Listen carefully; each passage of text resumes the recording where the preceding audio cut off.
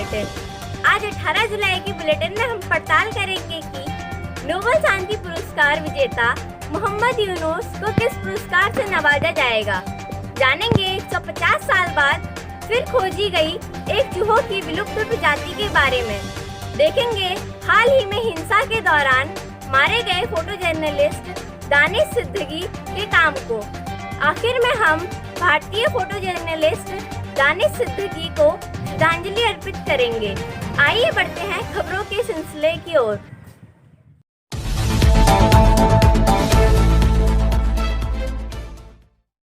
बढ़ते हैं पहली खबर की ओर।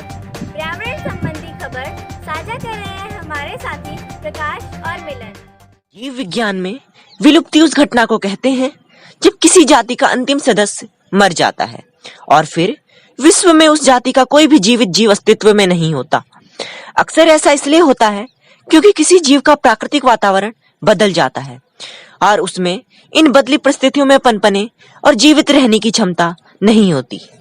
एक चूहा जिसकी प्रजाति के बारे में माना जाता था कि वह 150 साल से भी पहले विलुप्त हो चुका था, पश्चिमी ऑस्ट्रेलिया के द्वीपों में फिर से खोजा गया है। शोधकर्ताओं ने पिछले 80 से 100 वर्षों में देसी चूहों की गिरावट का निरीक्षण करने के लिए देसी रोडेंट्स की 8 विभिन्न प्रजातियों और 42 जीवित रोडेंट्स के डीएनए नमूनों की तुलना की।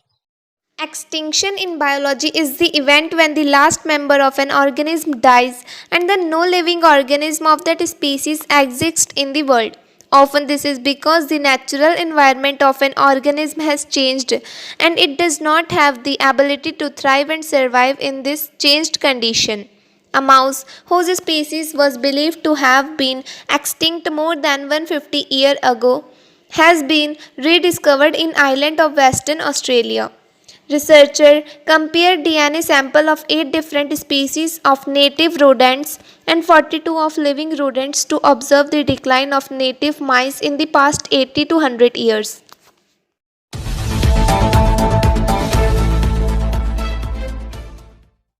हम अक्सर अंतरिक्ष को असीम करार देते हैं, यानी जिसकी कोई सीमा नहीं है।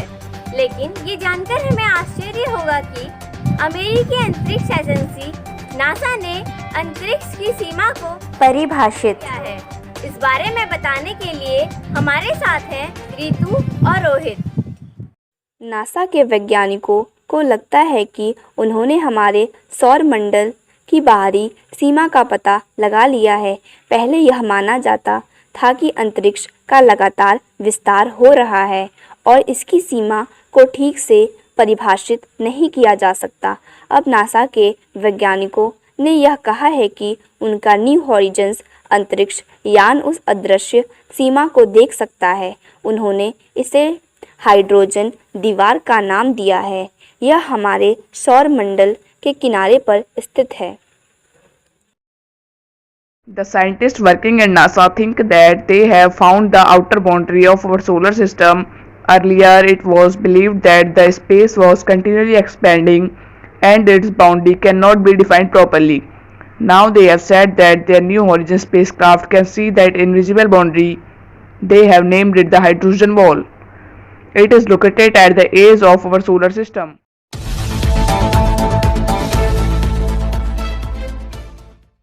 आज जब शादियों और फंक्शंस में खाना बर्बाद होना हमें आम सी बात लगने लगी है, वहीं दुनिया भर में ऐसे लोग भी हैं जो कुपोषण और भूख का शिकार हैं। न जाने कितने लोगों और बच्चों को भूखे पेट ही सोना पड़ता है। जानते हैं कि इससे संबंधी नए आंकड़े हमें क्या बताते हैं। खबर साझा कर रहे हैं हमारे साथी कमल कांडपाल और हर्षिता भट्ट। सोमवार को प्रकाशित संयुक्त राष्ट्र की एक रिपोर्ट के अनुसार कोविड-19 महामारी के कारण अधिकांश वृद्धि की संभावना के साथ विश्व भूख और कुपोषण का स्तर पिछले साल से खराब हो गया है। संयुक्त राष्ट्र एजेंसियों द्वारा प्रकाशित रिपोर्ट में कहा गया है कि कुपोषित लोगों की संख्या बढ़कर 76 करोड़ 80 लाख हो गई है, जो कि दुनिया की आबादी के 10% के बराबर है। 2019 की तुलना में लगभग 11 करोड़ 80 लाख की वृद्धि दिखी। World hunger and malnutrition level worsened dramatically last year, with most of the increase likely due to the COVID-19 pandemic. according to a multi-agency United Nations report published on Monday. The number of undernourished people rose to about 768 million, equivalent to 10% of the world's population, and an increase of about 118 million versus 2019, said the report published by UN agencies.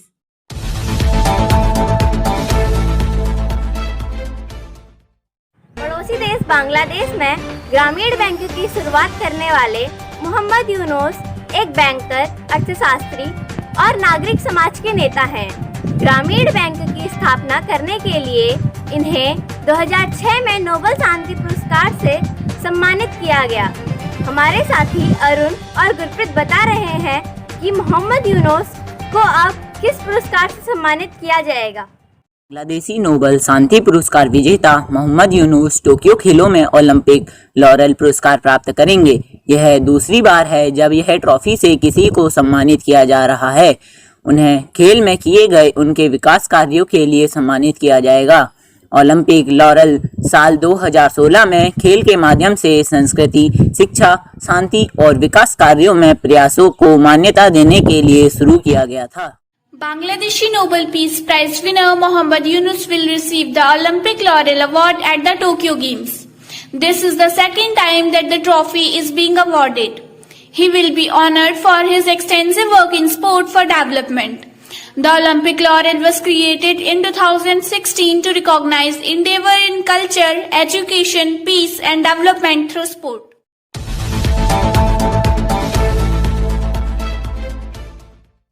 अब राष्ट्रीय खबर लेकर हाजिर हैं हमारे साथी नवजोत और पंकज।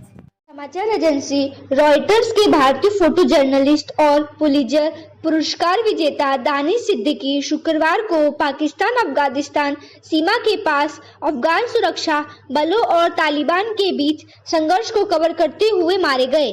दानिश ने पिछले कुछ वर्षों में भारत, दक्षिण एशिया और अन्य देशों की प्रमुख समाचार घटनाओं को कुछ सबसे दिलचस्प क्षणों को अपने कैमरे में कैद किया। Danish Siddiqui, a Pulitzer Prize winning Indian photojournalist for news agency Reuters, was killed Friday while covering clashes between Afghan security forces and the Taliban near Afghanistan's border with Pakistan.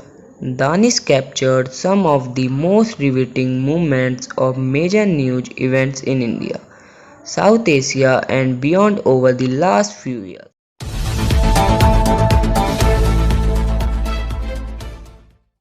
लोगों और सरकार के बीच पारदर्शिता एक लोकतंत्र की सबसे बड़ी ताकत होती है। मीडिया का काम होता है इस पारदर्शिता को बनाए रखना। अपना यही काम बड़ी संजीदगी से किया फोटो जर्नलिस्ट दानिश सिद्दीकी ने। हमने राष्ट्रीय खबर में सुना कि दो दलों के बीच संघर्ष और हिंसा के कारण दानिश ने अपनी जान गंवा दी। अपने काम के लिए प्रसिद्ध दानिश को दुनिया भर में श्रद्धांजलि दी जा रही है। नानक मेहता पब्लिक स्कूल और एनपीएस बुलेटिन की ओर से हम सभी लर्नर्स दिवंगत आत्मा को श्रद्धांजलि अर्पित करते हैं।